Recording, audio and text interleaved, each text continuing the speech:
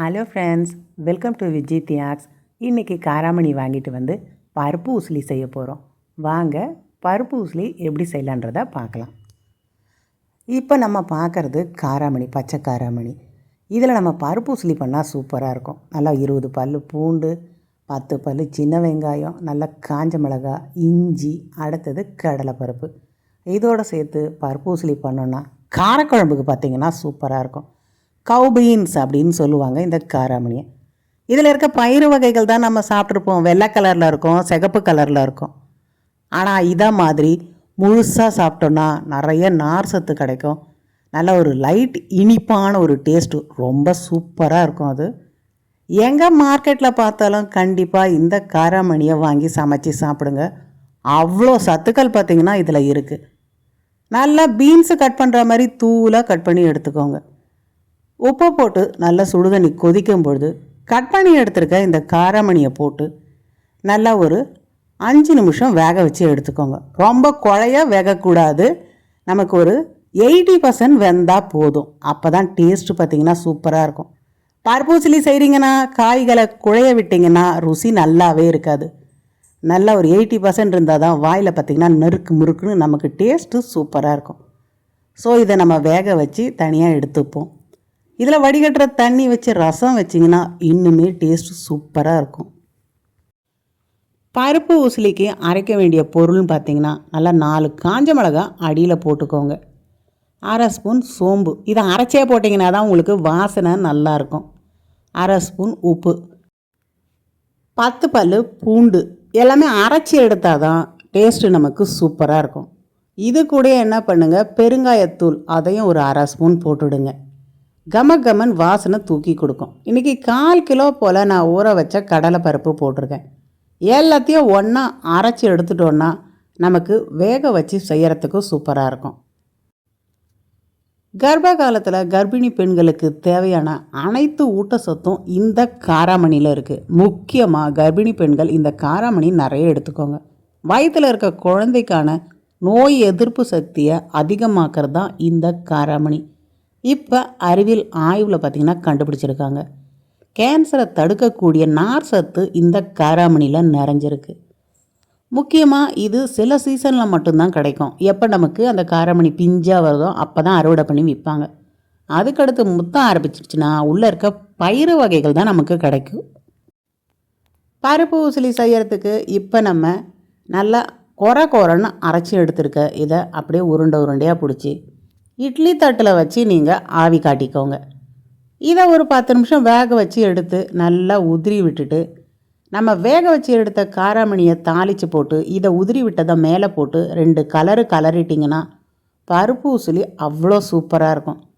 இதை சாதத்துக்கு தொட்டு சாப்பிட்ணுன்னு இல்லை, அப்படியே நம்ம ஸ்பூன் போட்டு சாப்பிட்டா, ஒரு கெட்டி தயிர் 1 ஸ்பூன் மேலே போட்டு சாப்பிட்டிங்கன்னா அவ்வளோ எம்மியாக இருக்கும். காய்கறிகள் நம்ம நிறைய எடுத்துக்கணும் பொழுது இதை மாதிரி பருப்பு உசிலி மாதிரி செய்து சாப்பிடும்போது எல்லா காய்கறிகளும் வெள்ளை சாதத்தை தவிர்த்துட்டு வெறும் இந்த காய்கறியை சாப்பிட்டாவே சத்துக்கள் அதிகமாக கிடைக்கும். டேஸ்ட்டும் பார்த்திங்கன்னா சூப்பராக இருக்கும். இப்போ நல்லா வெந்து போச்சு. இதை உதிரியாக ஆக்கிக்கலாம். விட்டமின் B12 நிறைய காராமணியில் இருக்கிறதால குழந்தைங்களுக்கும் சரி, கருவில் இருக்க குழந்தைங்களுக்கும் சரி நோய் எதிர்ப்பு சக்தி அதிகமாகுது. சுகர் பேஷண்ட் நிறைய எடுத்துக்கும் பொழுது நார்மலான அளவில் பார்த்திங்கன்னா சுகரை வச்சுக்குது. அதுவும் இந்த காராமணியில் சிறப்பம்சம். சில பேருக்கு கான்ஸ்டிபேஷன் இருக்குன்றவங்க கண்ட மருந்துகளை எடுத்துப்பாங்க. ஆனால் இதில் இருக்க கரையிற நார் சத்து, கரையாத நார் சத்து நல்லா பார்த்திங்கன்னா மலச்சிக்கலுக்கு நல்ல மருந்தாக இருக்குது. இதை மாதிரி 80% வேக வச்சு எடுத்திங்கன்னா நமக்கு சாப்பிடும்போது வாயில் நறுக்கு முறுக்குன்னு மாட்டோம். அதனால் குழைய நீங்கள் எப்பயுமே எந்த காயும் பருப்பு உசிலிக்கு வேக வைக்கக்கூடாது. இப்போ நம்ம வடித்து எடுத்துக்கலாம். எந்த காய்களுமே வேக வச்சு எடுத்த பிறகு அதில் இருக்க தண்ணியை ரசம் வைக்க பயன்படுத்துங்க. ஏன்னா அதில் இருக்க சத்துக்கள் நமக்கு பாதி பார்த்திங்கன்னா அதில் இறங்கிட்டு இருக்கும். சில பேர் வேக வச்ச காயை பார்த்திங்கன்னா அந்த தண்ணியை கீழே ஊற்றிடுவாங்க. அதை மாதிரி ஊற்றாதீங்க. இதை இப்போ நம்ம வடித்து எடுத்துக்கலாம். ரத்த நாளங்களுக்கு, நரம்புகளுக்கு நல்ல ஒரு ஸ்ட்ரென்த்தை கொடுக்கறது தான் இந்த காராமணி. இன்னும் நிறைய சத்துக்கள் பார்த்திங்கன்னா இந்த காராமணியில் ஒளிஞ்சிட்ருக்கு. நான் உங்களுக்கு இப்போ பாதி தான் சொல்லியிருக்கேன்.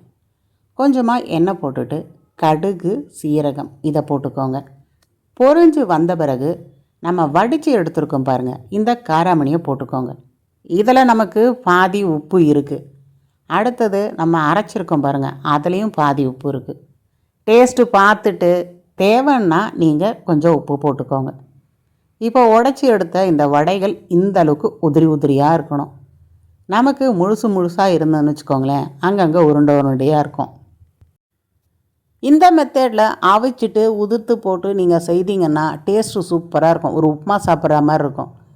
புடலங்கால படலாம், அடுத்தது கோவக்காய், பீன்ஸு, கேரட்டு, இதை மாதிரி காராமணி எல்லாத்துலேயுமே பருப்பூசலி செய்திங்கன்னா அவ்வளோ சூப்பராக இருக்கும். நிறைய வீடுகளில் பருப்பூசலி செய்ய மாட்டாங்க, வேலை ரொம்ப ஜாஸ்தின்னுட்டு. அந்தளவுக்கு வேலை கிடையாது. அடித்தட்டில் இட்லி ஊற்றி வச்சிட்டிங்கன்னா மேல் தட்டில் இது மாதிரி ரவுண்டாக பிடிச்சி வச்சிங்கன்னா ஜஸ்ட்டு உதுத்துட்டு வேக வச்சதை மிக்ஸ் பண்ணிட்டீங்கன்னாவே போதும். ஈஸியான மெத்தடில் தான் உங்களுக்கு இன்றைக்கி நான் சொல்லி கொடுத்துருக்கேன். காராமணி பருப்பூசலி இதை மாதிரி செய்து டேஸ்ட் பண்ணிங்கன்னா விட்டமின் ஏ நிறைய கிடைக்கும். சருமம் பார்த்திங்கன்னா பளபளப்பாக இருக்கும். முக்கியமாக கண் பார்வைக்கு நல்ல ஒரு மருந்து. இரும்பு சத்து நிறையவே இருக்குது. மேக்னீஷியம், கால்சியம் அப்படின்ட்டு எல்லா சத்துக்களும் நிறைய இருக்குது. முக்கியமாக கரையிற நார் சத்து, கரையாத நார் சத்து அப்படின்னு 2 வகை இருக்குது. ரெண்டுமே இருக்குது. கெட்ட கொழுப்பை பார்த்திங்கன்னா அந்த நார் சத்து தான் குறைக்குது. இதய நோயாளிகளுக்கு அந்த கொழுப்பு படியாமல் தவிர்க்கிறதும் இந்த ஒரு காராமணி தான். இன்னும் இதோட நன்மைகளை சொல்லிகிட்டே போகலாம். தொடர்ந்து நம்ம அடுத்தடுத்த பதிவுகளில் இதில் இன்னும் வித்தியாசமான டிஷ் நம்ம நிறைய பார்க்கலாம். ஸோ அதெல்லாம் பார்க்குறதுக்கு விஜி தியாக் சேனலை சப்ஸ்கிரைப் பண்ணிக்கோங்க. இன்னும் நிறைய டிஷ் மருத்துவ குணங்களோடு நம்ம நிறைய பார்க்கலாம்.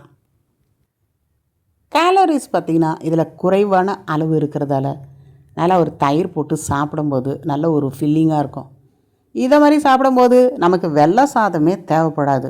வெயிட் லாஸ் பண்ணணுன்னு நினைக்கிறவங்க நிறைய காய்கறிகள் இதை மாதிரி அவிச்சு எடுத்துகிட்டு பருப்பூசலி போட்டு சாப்பிடுங்க.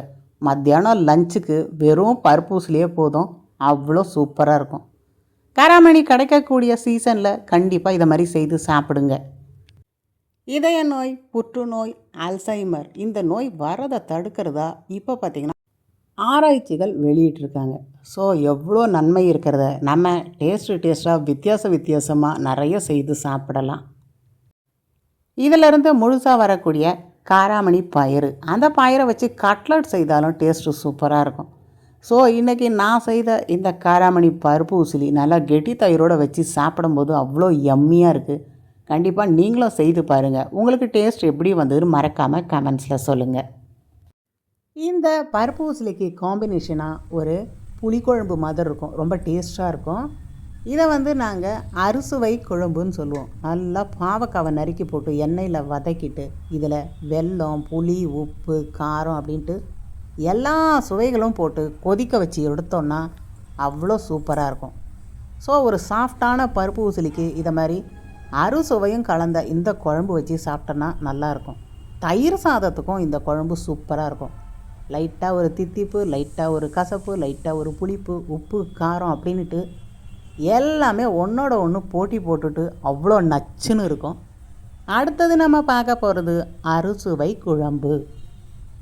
இந்த அறுசுவை குழம்பு எப்படி செய்கிறது அதை தான் அடுத்த பதிவில் பார்க்க போகிறோம். கண்டிப்பாக அதை பார்க்க விஜி தியாக் சேனலை லைக் பண்ணுங்கள், ஷேர் பண்ணுங்கள், சப்ஸ்கிரைப் பண்ணுங்கள். அடுத்த ஒரு பயனுள்ள பதிவில் சந்திப்போம்.